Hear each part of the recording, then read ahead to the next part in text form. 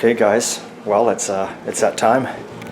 Just uncovered my Model A and I'm going to try and get it primed up and see if I can get this sucker running.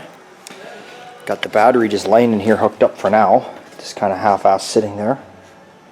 And got the rear glass in, got the 3 pieces of glass in, so that's all done. You can see my alarm is flashing away there. So anyway, I poured some gas in it, so I'm going to get the gas all primed up and up through the fuel lines and just take it from there and see what goes on. Okay guys, I got carried away here and I tried to fire the car up and we had some issues. So Ken, I got to thank Ken. Again, anyone out here watching in Chilliwack or Fraser Valley, Ken, Greendale Motors. Greendale Motors, he's the guy. Come down here and he helped me out and he got everything set for me and everything going. So car's running great. Our only issue is that we found is that the carburetors have got just a little too small a jet. So if you try and rev it up, it doesn't want to really rev up well. So, but other than that, let me fire this girl up for you. Now remember, I didn't go super loud exhaust on this thing, so she's not extremely loud or choppy. I didn't want that. I want to drive this car and have fun, but it's still got a good sound to it. So let's see if I can get her started up again here.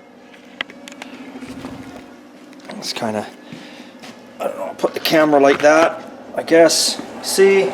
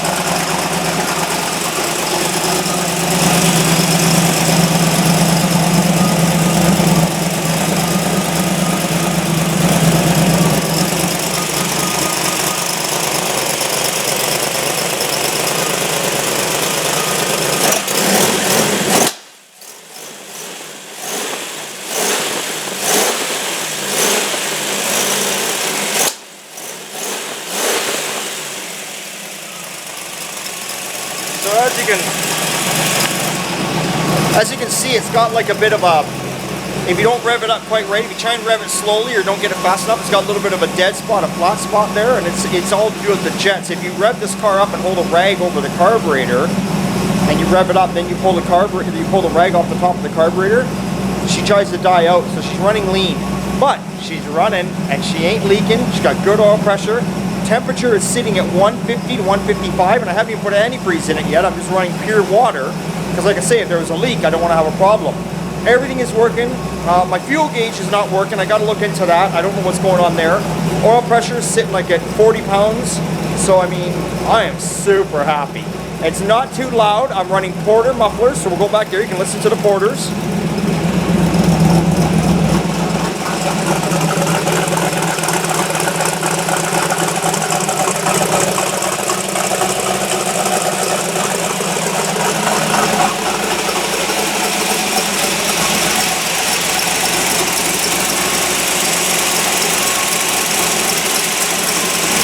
So, there we go. No leaks anywhere. I never had one issue with the rad with anything bubbling over. She's just sitting super cool, nice and cool. I'm so happy. I'm so happy. So, well, I got to mount my battery today. I know I can't get this grin off my face, right? I got to mount the battery today. Put the grill shell on, my overflow tank. Air cleaner, my little scoops, put those on. A couple little things here and there. I got to do a couple little things. And she is off for upholstery on Wednesday. Ron, if you're watching this video, it's coming to you Wednesday. I got to drop it down the stands. I still got to go through the transmission fluid. I should check that right now. I should fire it back up and do the tranny fluid because I do believe I'm low for sure. I've only got, I think, 5 or 6 liters in there.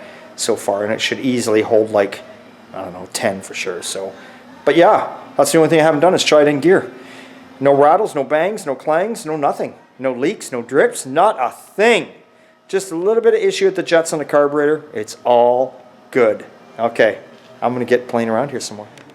Alright, so I drained out my water there. Don't pay attention, it's not that dirty. The bucket it's in is dirty. Anyway, it's just, like I said, I always run engines with just straight water. So I drained out the water and I've topped it now with antifreeze. Carburetor scoops are on. The air cleaner breathers, whatever you want to call them. The screen and behind. Got those on there. Just working on my back seat rest now. Getting this all in place. So when it goes for upholstery, it's going for upholstery this Wednesday. Just got off the phone with Ron. He's going to take it on Wednesday. So we're going to go along with it and see what we can get done. I shortened up my rad hose down there. You can see now there's an actual gap there now. So I shortened all that up. So I'm working on this. I was going to put the grill shell on. I decided not to put it on. I decided maybe if it's going over to the upholstery shop, Ron would prefer it more if maybe the grill shell wasn't on there. Not that he's going to scratch it. He's very, very careful. But it's one less thing on there that could get scratched, right? So just leave it off. I'll put it on when it comes home. It's not a big deal. I know we all want to see it put together and we're all excited. But hey, when you start rushing things, that's when things go wrong. So I just like to take my time. So yeah, so I'm going to get this back riser in here, and I've dropped my gas gauge down. I got it just hanging over there, as you can see. You can see it hanging there. I'm going to look into that and see what's going on with that, because it's not working. So I'll have to figure that out, because it used to work. So it's something with the wiring, because I've got power going to the gauge, but there's no power coming out of the gauge. And it was tested, and we had it working, so we'll go through that again. That's it. I finished topping up the transmission. I did start it one more time, and it went in the gears. Went through the gears, no problem, and it stopped as soon as I touched the brake pedal, just like that. So that makes me happy too. So I'm just kind of playing now, and having fun, because there's not really a lot I can do to it before it's got to leave now. So just do a few little tidy ups. All right, so I finished putting in the back wall, and I set my seat in here. Just wanted to make sure. This is the original Model A seat, which I'm going to be using. I'm going to upholster it eventually, but I wanted to make sure everything fit in there good. Normally they have a package tray that comes out a lot deeper in behind here. I had cut mine back. I was still able to utilize some of it. I was still able to keep some of it there. So if I want to throw something small up there, a lot of people take it right out for more leg room, but I'm not a super tall guy. I'm only 5'10", so I built it for me. And if I show you, if I get in the passenger side, I'll show you. Driver's side is just a little difficult right now with the camera. Okay, so here we are. We're in the passenger side. Look at this. So my legs, you can see, my legs are fully stretched out in the passenger side, and I still got a good couple inches. So I'm 5'10", so somebody, the way this car is built, 6 foot, could get in here no problem. After 6 foot, you'd have a bit of an issue. So, but yeah, I got tons of leg room. Enough for leg room where I can put a cooler right down here and pop top, if you know what I mean. Anyway, but yeah, so and even if I kind of, let's see if I can slide over here. I slide over to the driver's side. Oh, again, my leg there is stretched right out. There's my gas pedal leg, a little bit of a bend, and of course I'm not pushing on the pedal yet. I'm sitting back, you know, I'm kind of sitting right here looking. I'm kind of looking like just at the front of the quarter window out. Lots of leg room. Steering wheel, look at this. Tons of room there. You know, like my arm is right here. Here you go. My arm's just stretched out. Just comfortable. Yeah. So, next we're going to do is I'm going to pull the seat out, and I'm going to put my Dynamat all up in behind there. I just didn't want to Dynamat it till I knew this was going to work. So that's what I'm going to do. Alright. So I did my Dynamat across the backboard there, which is nice. I don't think we're going to put any upholstery on there. The seat just completely covers it. Definitely could do some upholstery across the top there, but not really going to do anything there. It's all covered.